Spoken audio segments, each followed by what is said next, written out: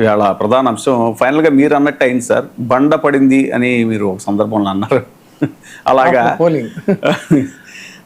యాక్చువల్గా ఎప్పటి నుంచో మీరు అంటున్నదే ఈ ఎలక్షన్స్ తర్వాత ఒక షాకింగ్ న్యూస్, బ్రేకింగ్ న్యూస్ ఉండొచ్చు అని. అలాగే ఈ గ్యాస్, కమర్షియల్ సిలిండర్ గ్యాస్ ధర అమాంతం 993 రూపాయలు పెరిగిపోయింది సార్. యాక్చువల్గా యుద్ధం ప్రారంభం నుంచి కూడా మార్చిలో 144 రూపాయలు, ఏప్రిల్లో 195 రూపాయలు 19 కేజీల సిలిండరు.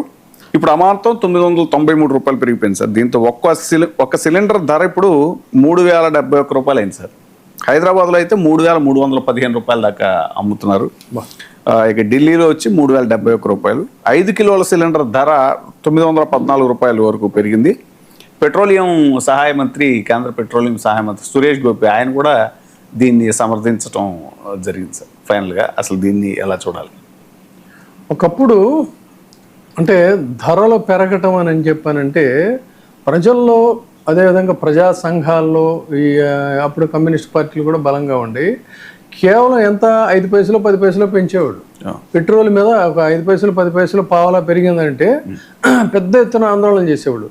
జనాలు ఇప్పుడు ఇవాళ ఎలా అంటే అలవాటు పడిపోయారు.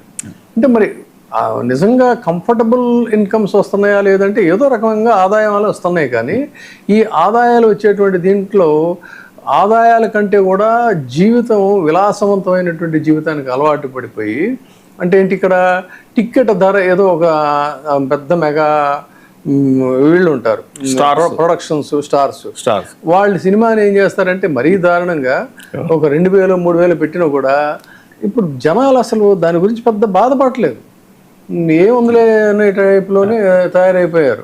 అలాంటి పరిస్థితుల్లో ఇంత పెద్ద స్థాయిలో పెరిగితే కూడా అదేమంటే ఇప్పుడు మన బట్టి వాళ్ళు ఏం చేస్తారంటే యుద్ధం వచ్చింది, ప్రపంచం అంతా ఈ సమస్య ఫేస్ చేస్తుంది, మీరైతే ఏమైనా చేయగలుగుతారా? పైగా ఇప్పుడు పెట్రోల్ బంకుల దగ్గర వాళ్ళు బారులు తీరుంటే దానికి ప్యానిక్ బయింగ్ అని ఒక పేరు పెట్టారు చేసి ఇలా అంటారు. కానీ ప్రభుత్వాలనే ఉన్నది ఎందుకంటే ప్రజల్ని ఇలాంటి సంక్లిష్టమైనటువంటి సమస్యలు వచ్చినప్పుడు వాటిని అధిగమించడం ఎలా, ఏ విధంగా వాళ్ళని మనం ఆదుకోవాలి, ఆ పెనుభారం పడకుండా దానికి ఆల్టర్నేటివ్ ఏంటి అనేది ఒకప్పుడు పాపులిస్టిక్ గవర్నమెంట్స్ అంటారు.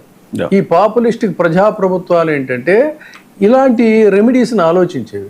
ఇప్పుడు అదేం లేదు. ఏ సమస్య వచ్చినా కూడా ఒక ప్రైవేట్ లిమిటెడ్ కంపెనీ లాగా ప్రభుత్వాలు మారిపోయి మీ చావేదో మీరు చావంటారు, ఇది అక్కడ ధరలు పెరిగినాయి కాబట్టి మేము పెంచుతాము, మేము చేసేది ఏముంది అనే టైప్లోనే తయారైపోయింది. దానికోసం చెప్పి ప్రజాప్రభుత్వాలు మనం ఓట్లేసి అనుకునేటువంటి ప్రభుత్వాలు అవసరం లేదండి. ఎనీ ప్రైవేట్ లిమిటెడ్ కంపెనీకి అప్పచెప్పేస్తే వాళ్ళు పరిపాలన చేస్తారు. అలా అయిపోయింది. చాలా బాధాకరమైనటువంటి పరిస్థితి ఇది. ఇప్పుడు ముఖ్యంగా ఎందుకంటే మధ్యతరగతి జీవులు ఎందుకు చెప్పాల్సి వస్తుందంటే అక్కడ పెరిగిపోయినాయి మీరు పెంచుతామనే బదులు దీన్ని ప్రజలకి అవసరాలకు తగ్గట్టుగా దానికి ఒక సబ్సిడీ రేట్ ఇచ్చి ఇతరత్రా మీరు విలాసవంతమైనటువంటి వాటికి ఖర్చు చేస్తున్నారే, దుబారా ఖర్చులు ప్రభుత్వాల్లో బోల్డంతా ఉన్నాయి కదా, ఇటు రాష్ట్ర ప్రభుత్వాల్లో కానీ కేంద్ర ప్రభుత్వాలు, వాటన్నిటినీ కూడా కట్ చేయండి. క్షమించాలి, వాటిని కట్ చేసి మీరు దీనికి ఎలా ఆదుకోవాలని చేయాలి. అది ప్రభుత్వాల యొక్క బాధ్యత. కానీ ఎంత బాధాకరం అంటే ఆ మధ్య పెంచారు, మళ్ళీ ఈ రేట్లు ఎక్కడ దాకా వెళతాయో కూడా తెలియనటువంటి పరిస్థితి. ఇది ఎక్కడతో ఆగిపోతుందా ఈ తరహా ఆలోచన ధోరణి అంటే కాదు. మళ్ళీ అక్కడ క్రూడ్ ఆయిల్ రేట్లు పెరిగితే ఇక్కడ పెరిగిపోతూ ఉంటాయి. కమర్షియల్ ఎల్పిజి సిలిండర్ ధర పెరిగింది అంటే కేవలం ఇది ఏదో హోటళ్ళ మీద లేకపోతే రెస్టారెంట్లకు సంబంధించినటువంటి సమస్య కాదండి. అదే పదే చెప్తున్నాం. మధ్యతరగతి జీవితాలని స్ట్రైట్గా ఎఫెక్ట్ చేసేటువంటి ఒక ఆర్థిక ప్రకంపన ఇదే అని చెప్తున్నాను నేను. ఎందుకంటే డొమెస్టిక్ సిలిండర్ ధర పెంచలేదు కదా అని అంటారు. డొమెస్టిక్ సిలిండర్ ధర పెద్ద దాని ఎఫెక్ట్ కాదు. కమర్షియల్ గ్యాస్ ధర ప్రభావం ఎంతవరకు ఉంటుందంటే ప్రతి ఇంటి మీద కూడా దీని ఎఫెక్ట్ ఉంటుంది. కమర్షియల్ ఎల్పిజి అంటే ఏంటి అసలు? ఇది కమర్షియల్ ఎల్పిజి అనేటువంటిది హోటళ్ళు, తర్వాత రెస్టారెంట్లు, బేకరీలు, టీ స్టాల్స్, ఫుడ్ ఇండస్ట్రీలో వీటికి ఉపయోగించే గ్యాస్ ఇది 19 కేజీలు ఉంటుంది.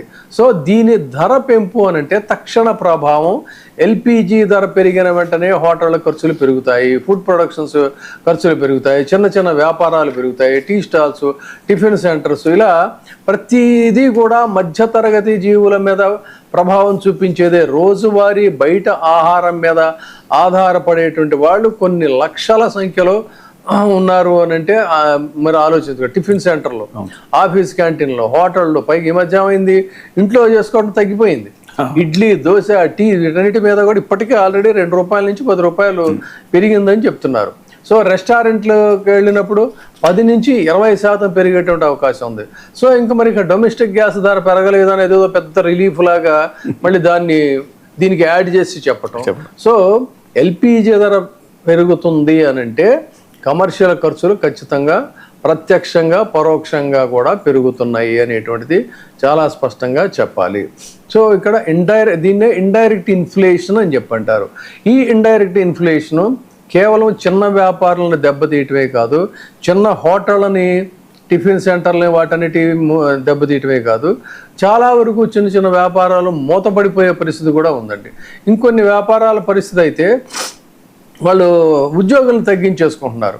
ఉద్యోగులను తగ్గించేసేసి వాళ్ళ తెప్పలేదో మనమే పడదాంలే అని చెప్పని హోటల్ రంగంలో పనిచేసేటువంటి కార్మికులకి జీతాల్లో కోత విధిస్తున్నారు. ఇది చూడండి ఎంత దారుణం అంటే, అవునయా మాకు ఆర్థిక ఇబ్బందులు పెరిగి పని చేస్తే పని చేయలేకపోతే పోమని చెప్పని వాళ్ళ జీతాలని కోత విధిస్తున్నారు. సో ఈ విధంగా ఎటు చూసినా కూడా చిన్న కార్మికుల మీద, చిరు కార్మికుల మీద, విద్యార్థుల మీద, ఉద్యోగుల మీద, ఈ హాస్టల్ స్టూడెంట్స్ మీద, వీళ్ళందరి మీద కూడా, ఎందుకంటే మెస్ ఛార్జీలు పెరుగుతాయి, రోజువారీ ఖర్చులు పెరుగుతాయి, వాళ్ళ సేవింగ్స్ తగ్గిపోతూ ఉంది. సో ఈ రియల్ ఎస్టేట్ వాళ్ళ యొక్క అద్దెల ప్రభావం ఉంటుంది ఏది పెద్ద పెద్ద రెస్టారెంట్లు, హోటళ్ళు వాటికి సంబంధించి. చాలా హాస్టల్స్ లో అసలు మెనూ కూడా మార్చేశారంట, తగ్గించేశారంటండి చాలా చోట్ల. అంటే ఎక్కువ ఫైర్ గ్యాస్ ఉపయోగించే వంటకాలన్నీ కూడా వాళ్ళు మార్చేశారు. సో తర్వాత పెళ్ళిళ్ళ ఫంక్షన్లు, ఇప్పుడు సీజన్ కదా, పెళ్ళిళ్ళ ఫంక్షన్స్, ఎన్ని రకరకాల ఫంక్షన్స్, వాటన్నిటికీ కూడా వాటికి సంబంధించిన రిలేటెడ్ ఇష్యూస్ అన్నీ కూడా వంటలు, భోజనాలు వాటికి సంబంధించి కూడా పెరిగిపోతూ ఉంటుంది. సో అంతర్జాతీయ క్రూడ్ ఆయిల్ ధరలు పెరగటం అనేటువంటిది సబ్సిడీ భారం తగ్గించుకోవడానికి, ఈ ఆర్థిక లోటును నియంత్రించుకోవడానికి, భవిష్యత్తులో కూడా ధరలు ఇలా పెంచుకుంటూ పోతే, మధ్యతరగతి ఖర్చులు ఇలా పెరుగుతూ పోతూ ఉంటే, సేవింగ్స్ తరిగిపోతూ ఉంటే, జీవన ప్రమాణాలు పడిపోతూ ఉంటే, డొమెస్టిక్ ఎల్పిజి ధర పెరగకపోతే మాత్రం వీళ్ళందరూ బాధితులు కాదండి, వీళ్ళకంతా ఎఫెక్ట్ అవ్వట్లేదా? సో మరి ఎలా ఈ మధ్యతరగతి జీవులు, వేతన జీవులు, వెతలతో ఎలా వీళ్ళు సస్టైన్ అవ్వాలి? ఇది కదా సమస్య. సో మరి ఇలాంటి పరిస్థితుల్లో ఇంకా అసలు దీనికి ఒక ఫుల్ స్టాప్ ఉందా అంటే కూడా లేదు. మళ్ళీ అక్కడ పెరిగితే చేస్తారు. సో బాధ్యతారాహిత్యంగా ఆల్టర్నేటివ్ ఆలోచించి దీని మీద భారం వేస్తూ చేయాల్సింది పోయి, చాలా సింపుల్గా అక్కడ ధరలు పెరిగినాయి, మేము ఇక్కడ ధరలు పెంచేసాం, అక్కడ సమస్య వచ్చింది, ఈ సమస్యని మీరు షేర్ చేసుకోండి. ఏమిటి అసలు ఇది? సార్ ఇప్పుడు చాలాసార్లు మనం చర్చించేటప్పుడు